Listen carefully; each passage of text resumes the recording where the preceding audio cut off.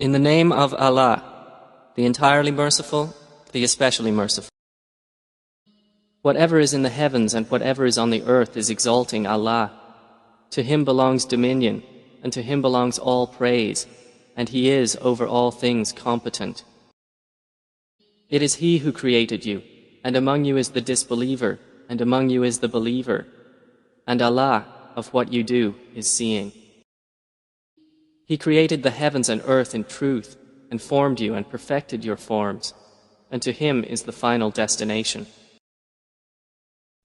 He knows what is within the heavens and earth, and knows what you conceal and what you declare, and Allah is knowing of that within the breasts. Has there not come to you the news of those who disbelieved before? So they tasted the bad consequence of their affair, and they will have a painful punishment.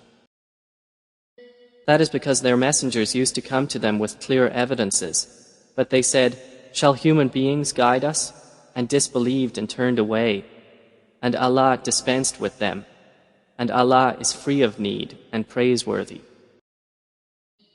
Those who disbelieve have claimed that they will never be resurrected. Say, "Yes, by my Lord, you will surely be resurrected. Then you will surely be informed of what you did, and that for Allah is easy." So believe in Allah and His Messenger and the Quran which we have sent down, and Allah is acquainted with what you do. The day He will assemble you for the day of assembly, that is the day of deprivation.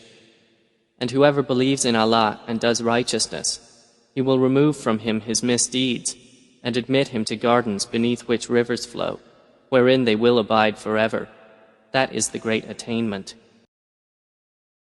But the ones who disbelieved and denied our verses, those are the companions of the fire, abiding eternally therein, and wretched is the destination. No disaster strikes except by permission of Allah, and whoever believes in Allah, He will guide his heart, and Allah is knowing of all things.